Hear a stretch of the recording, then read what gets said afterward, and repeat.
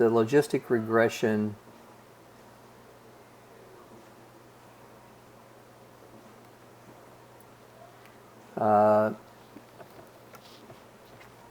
problems, our response variable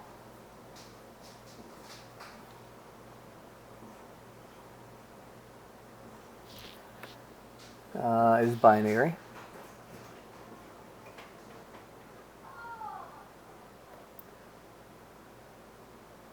And take on values of 0 and 1. The probabilities can be thought of. Pi for 0 and 1 minus pi for 1. And clearly we could set it up the other way if we preferred to do that. Guys, this logistic regression follows the Bernoulli distribution.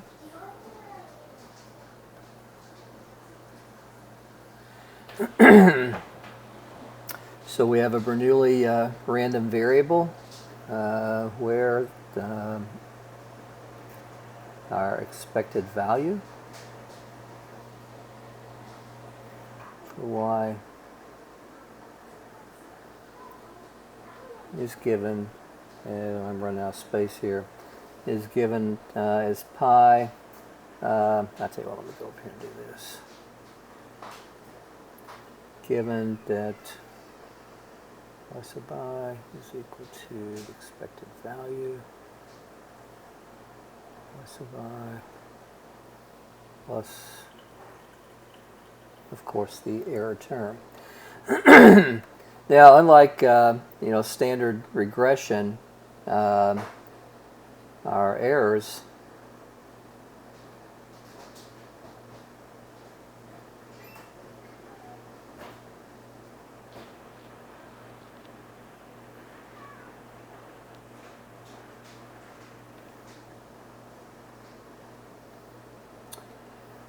depends on the Bernoulli distribution.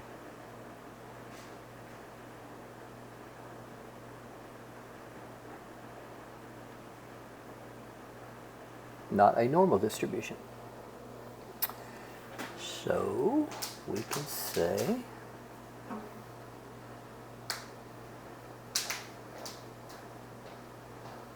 y sub I, let me be consistent here with this.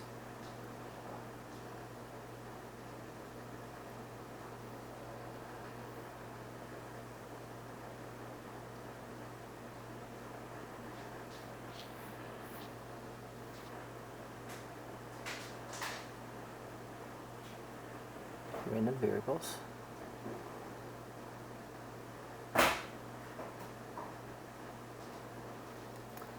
And expected value for y sub I is just pi sub I.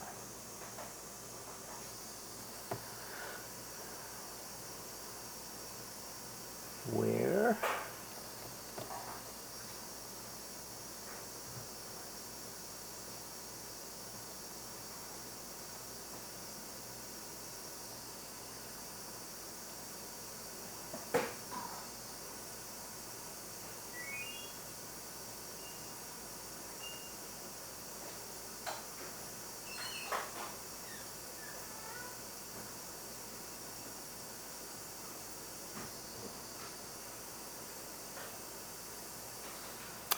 all right. Now, the calculation of the estimates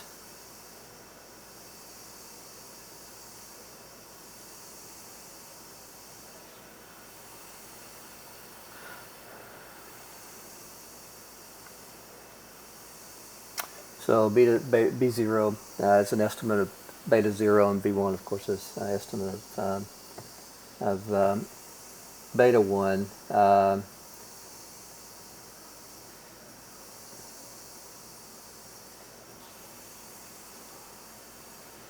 requires us to look at the likelihood function and ultimately look at the maximum likelihood function. So, guys, we'll start out by saying that the probability and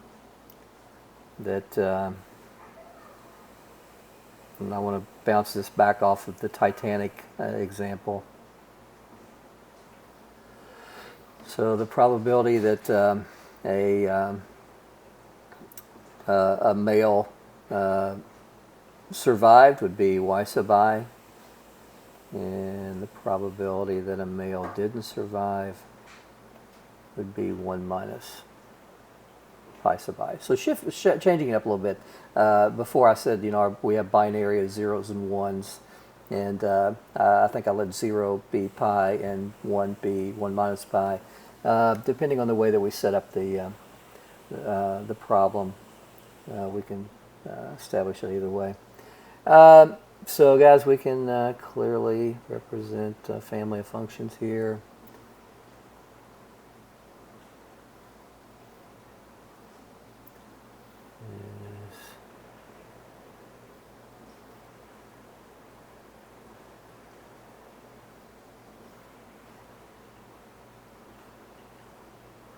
Hopefully you remember the Bernoulli distribution. There's a reason I focused on it so much early on, and there's a reason it was on your first exam, is because I knew it was going to be coming up later on. So guys, y sub i's are either going to be 0 or 1, and of course we're going to have n observations. Okay? Now we can look at the joint probability distribution. So we can think of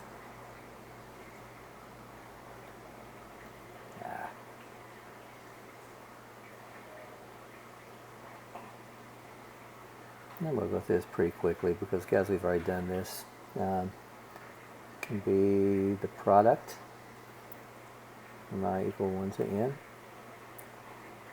of each of these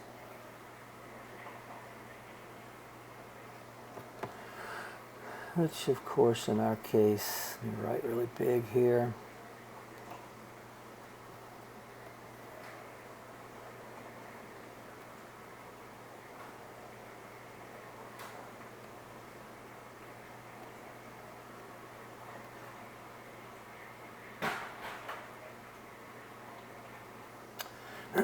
Following the Bernoulli distribution. Okay?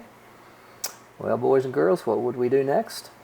We would take the log, because it's going to be easier to differentiate. So log, again, guys, think natural log.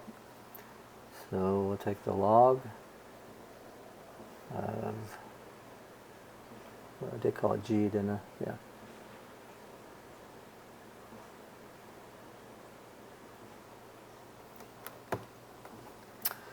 Which of course gives us the natural log I equal 1 to n.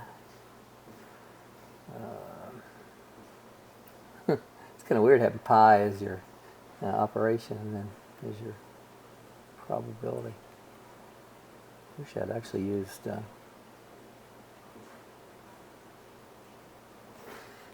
p instead of pi now. I wasn't thinking ahead very well, was I? So, guys, this is going to be the sum from I equal 1 to n. Let's see, we're going to have y sub I, natural log, I sub I. So we're multiplying, so this would be plus 1 minus y sub I. And the natural log of 1 minus pi sub I. Okay, should look extremely familiar. So let's clear this up a little bit. So we're going to have, I'm not going to put the subscript, so we're going to have, let's see. So the sum of y sub i's natural log of y sub I minus pi sub I. We're going to look at the natural log of the odds plus, shoot. All right, let's see what's going on here. I get the natural log of 1 minus, so we got,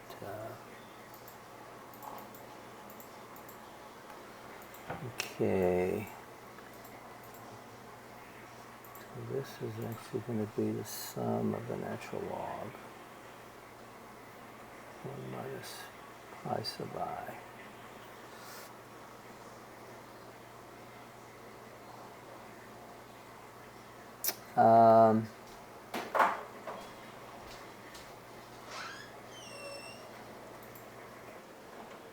Okay, I did some mental stuff there. So we got natural log 1 minus pi, natural log 1 over, oh, okay, yeah. 1 over pi minus, yeah. I'll tell you what, I don't know if this is clear or not, how I go from the step previously to here. And I hope I did it correctly, and I know I did. But that'll actually be a homework assignment that, to make the connection between the previous step and this step, and it's not high-level stuff. All right, gang, we can show that this part right here is going to be the same as 1 plus e beta 0 plus beta 1 xi inverse. And we can show that this part right here is obviously just beta 0 plus beta 1 xi, as we've shown before.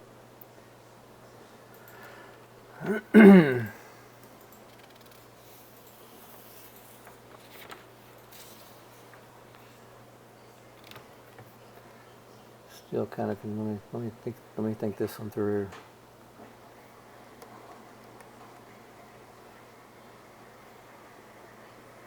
Yeah, good. Okay.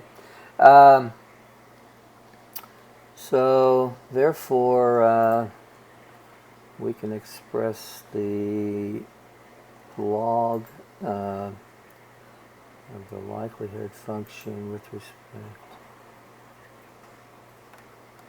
And it's going to be the sum 1 to n of y sub i's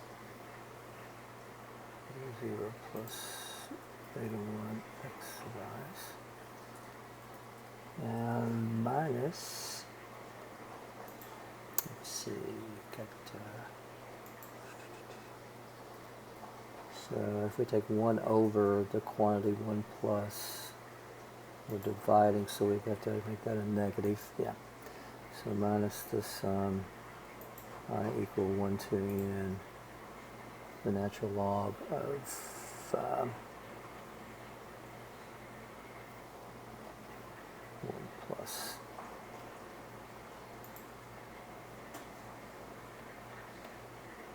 So you guys insert that into the parentheses.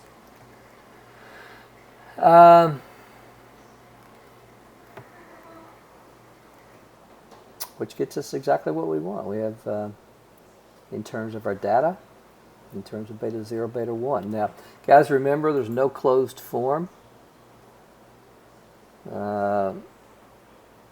So we depend on the iteration process. I'm going to teach you the iteration process that I was taught, called the Newton-Raphel, I forget how to say it actually, along with the maximum likelihood estimation. But for now, we're going to depend on the computer and depend on R to take care of this for us, okay? So once beta 0 and beta 1, which again are estimates of, once B0 and B1, which are estimates of beta 0 and beta 1 are found, then we have that the predicted probability can be found by taking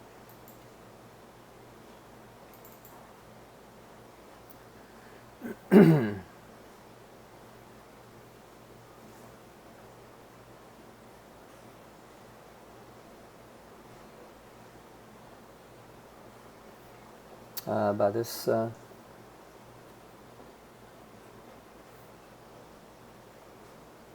yes, by that. All right, guys, it's going to be the end of the theory for logistic regression for this class. We're going to get into this a lot more in the next one. Fun, fun, fun, right? All right, guys, let's work a problem. Now, let me show you what I've got, what I got going on here. I got this data set that I found some time ago, and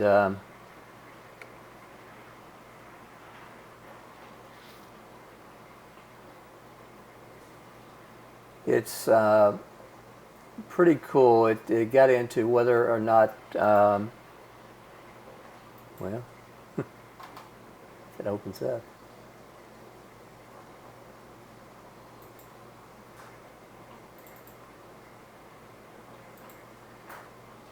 Huh, very slow. It's whether or not sexual harassment will be reported. So obviously we have a logistic regression situation here because it's either reported or it's not. And not reported is 0 and reported is 1. The variables that we're going to use to predict this are the age of the victim, the marital status. 0 is not married, 1 is married. This is called a Feministic Scale. Apparently they were given some sort of test that measures who knows? I don't know much about that, but apparently a higher score means more feminist beliefs. Frequency, that would be how many times the act was how many times it occurred. And there's a severity.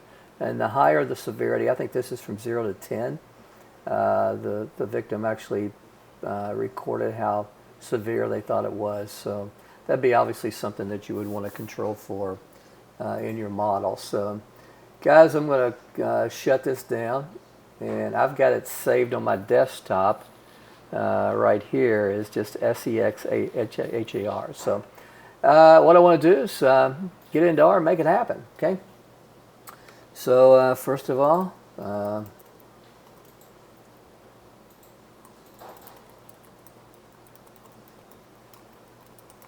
as we should all know by now, set our working directory. Let's go get our data.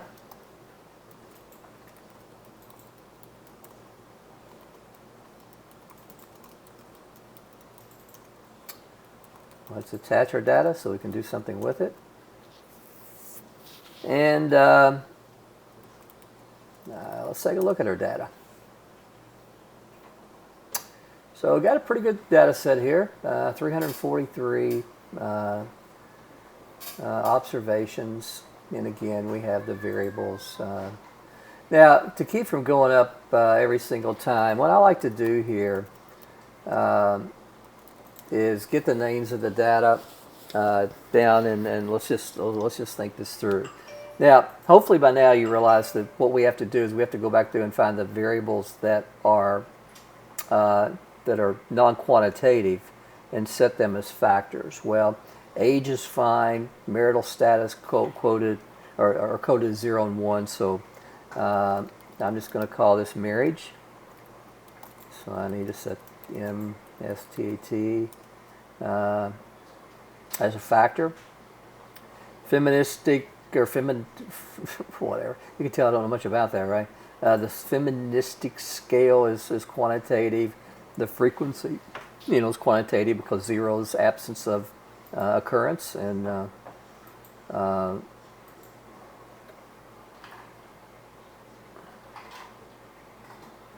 let's see. So frequency would be quantitative. The severity, that's on a scale from 0 to 10, so that's cool. So guys, we clearly need to set report as a factor. All right, so gang, let's run our model, see what happens. So remember, we got to go GLM. So I want to predict report from age plus, guys, I got to use MARR plus frequency plus severity, and that is it.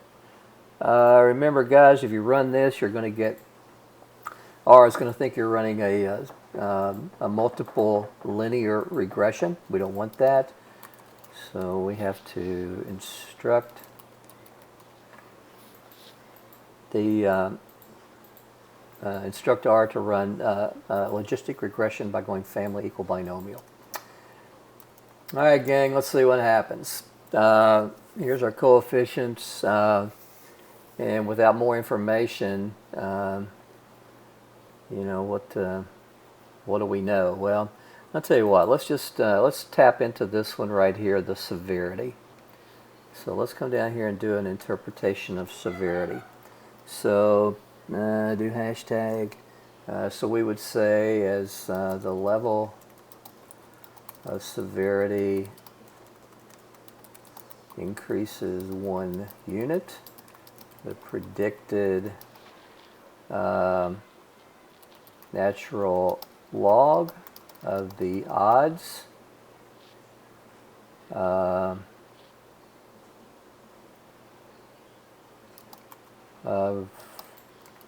reporting the incident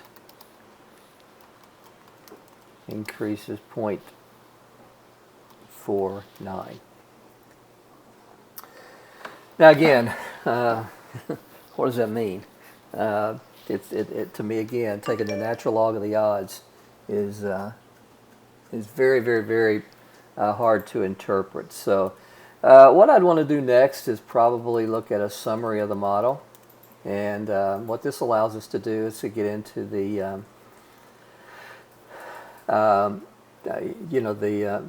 the p-values. So when I look down through here, the only predictor that was statistically significant was the severity. The least statistically significant was the frequency and whether or not a person was married.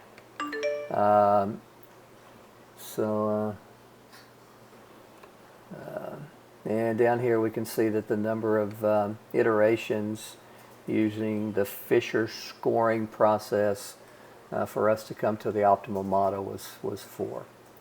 Now, again, that's all fine and dandy, but it's still extremely hard to, wow, Bailey's best friends are blowing up her, iPad. So anyway, that's hilarious. So guys, let's look at something that. Hold on, I need to look at my notes. I still don't have this.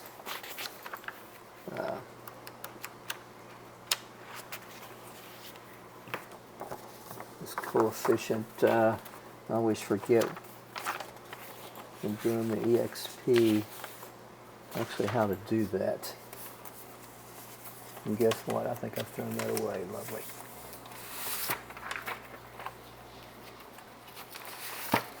All right, yeah, here I wrote it down. So, guys, it's going to be much better to look at to exponentiate the values. So, if I take E and raise it to for example, let's just do the severity. So if I take E and raise it to the 0.488416, what I'm going to do is I'm going to take the natural log of the odds and convert it to odds. So well, let me do that. Why not?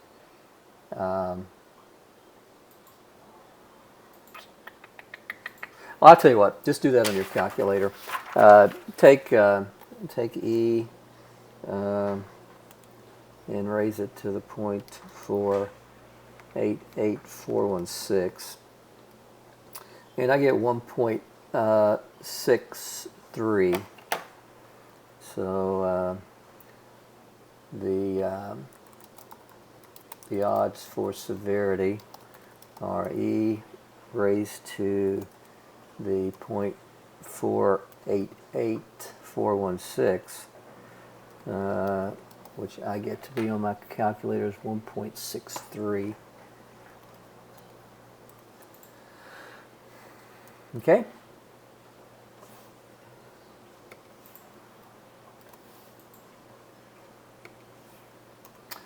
So this tells us that the odds, well, this tells us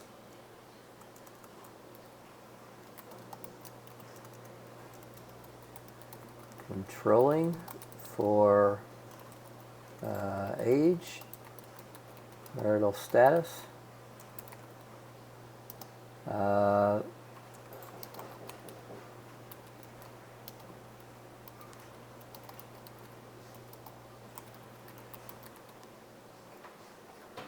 let's see, age, marital status, and frequency. As the severity level increases 1 unit, the odds of reporting the incident